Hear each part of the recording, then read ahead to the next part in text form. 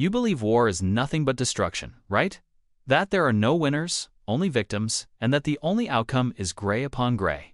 But what if I told you that at the very moment a missile exploded in Mariupol in March of 2022, an executive in Houston popped open a bottle of champagne to celebrate record-breaking profits? And what if I told you that while 50,000 Ukrainians were being killed or wounded, someone in London was depositing $200 billion in dividends?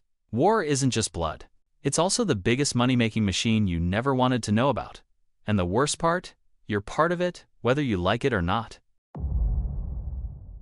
Let me start by shattering an illusion. When Russian tanks crossed the Ukrainian border on February 24th of 2022, the entire world repeated the same narrative. Everyone loses in a war. Economists predicted a global recession, an energy collapse, widespread famine. And look, part of that happened. The Ukrainian economy plummeted 29% in 2022, the biggest contraction since they started measuring such things. In Kyiv, people lost everything. In Kharkiv, entire families were wiped off the map. More than 8 million jobs vanished in 6 months. Ukrainian inflation hit 26.6% in 2022, eating away at what little remained in the survivors' bank accounts. But while that was happening, something strange was unfolding on the other side of the Atlantic. ExxonMobil, headquartered in Houston, Texas, announced $55.7 billion in profits in 2022. It wasn't a good year. It was the best year in the company's 152-year history. Shell, in London, brought in $39.9 billion. Chevron, also in Houston, pocketed $36.5 billion. Total Energies, in Paris, reported $36.2 billion. BP, also in London, reached $27.7 billion. 5 oil giants together made $195 billion just in 2022, a 125% jump from the previous year. Oil hit $123 a barrel in June of that year. Natural gas prices in Europe tripled. You paid more at the pump. They paid bonuses to shareholders. The CEOs of those companies saw their compensation packages rise an average of 53%. Darren Woods, CEO of ExxonMobil, received $36 million in 2022. Ben Van Beurden, then CEO of Shell, pocketed £11.5 million. Meanwhile, in Bucha, on the outskirts of Kyiv, bodies were found on the streets with their hands tied. But wait, if that bothers you, you haven't seen anything yet. If you want to help me to keep doing these videos, please consider subscribing to the channel and hit the like button. It motivates and helps me keep bringing videos in this format. Now let's go to Bethesda, Maryland. That's where Lockheed Martin's headquarters are, the world's largest weapons manufacturer. In 2024, the company reported $71 billion in revenue, a 5.1% increase from the previous year. But that number hides something bigger. Lockheed Martin makes the HIMARS missile systems Ukraine uses to strike Russian positions. Each HIMARS system costs between $3 and $5 million. Each missile fired costs $168,000. Ukraine has launched thousands of them since 2022. RTX Corporation, formerly Raytheon, based in Arlington, Virginia, reached $80.74 billion, a 17.2% surge. They manufacture the Patriot systems that defend Ukrainian cities. A single Patriot launcher costs $1 billion. Each interceptor missile costs $4 million. And there's more. General Dynamics, in Reston, grew 12.9% and reached $47.7 billion. They produce 155mm artillery shells, the backbone of Ukraine's defense.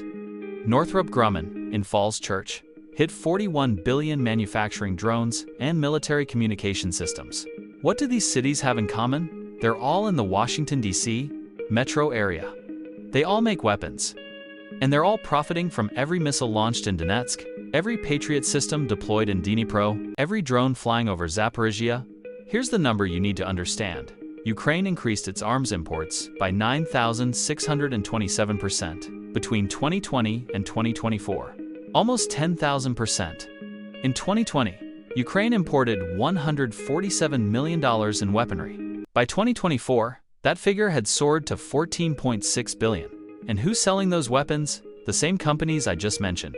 The United States supplied 45% of all Ukrainian arms imports since 2022.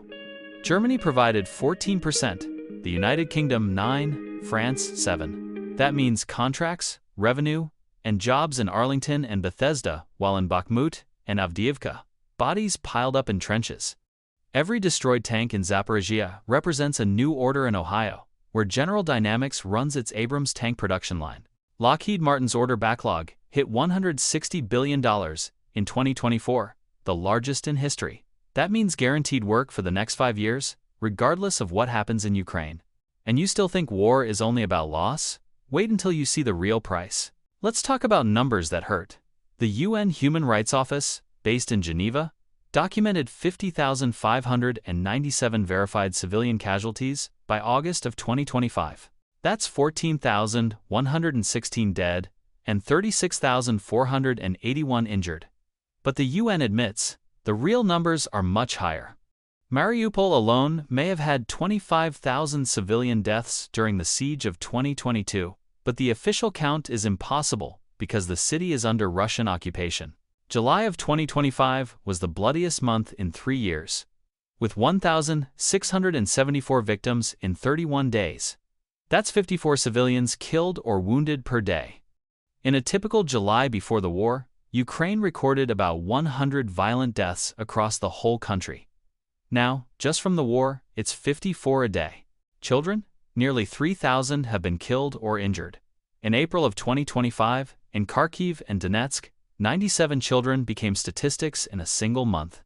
That includes Polina, 9 years old, killed by a missile while playing at a playground in Kramatorsk. That includes Artem, 7 years old, who lost both legs in an attack on a school in Chasiv Yar. And there's more. 3.7 million people were internally displaced. Another 6.9 million fled Ukraine. Altogether, 12.7 million Ukrainians need humanitarian aid in 2025. That's 1/3 of the country's population. Let me translate that for you. 1 out of every 3 Ukrainians lost their home, job, family, or hope. More than 236,000 homes were destroyed. That's equivalent to wiping out an entire city the size of Curitiba. In Mariupol, 95% of residential buildings were damaged or destroyed. The city that once had 450,000 inhabitants in 2021 now has fewer than 200,000. The rest died, fled, or disappeared. Meanwhile, in Houston, ExxonMobil has distributed $200 billion to shareholders since the war began. To put that in perspective, those $200 billion could rebuild Mariupol 15 times over. The UN Secretary General, in New York, said these companies have humanity by the throat. He wasn't exaggerating. Antonio Guterres called their profits immoral and obscene. Nothing changed. But there's something even more twisted in this story. Wanna see? Kyiv, 2022. The Ukrainian economy imploded by 29%. It looked like the end. Factories shut down. Ports were blocked. The port of Odessa, responsible for 70% of Ukraine's exports, was closed for months. Millions of tons of wheat rotted in silos because there was no way to ship them out. But in 2023, something unexpected happened. The economy grew 5.5%. How? External financing of $42.5 billion, mainly from the United States and the European Union. Money that kept hospitals running, teachers' salaries paid, pensions for the elderly secured. The wheat plains near the Dnipro River saw a record harvest in 2023. Even with war-destroying cities in the east, the central farmlands kept producing. Ukraine exported 49 million tons of grain that year, almost the same volume as before the war. Farmers harvested under bombardment. Trains carried wheat, while air raid sirens wailed. Ukraine's IT industry, which had been growing 20% per year before the war, adapted to remote work from bunkers and western cities. Tech companies in Lviv and Ivano-Frankivsk, far from the front lines, continued exporting services to Europe and the United States. Ukraine became a zombie economy. Half dead, half alive, kept going by transfusions of Western money. In 2024, growth was 3.8%.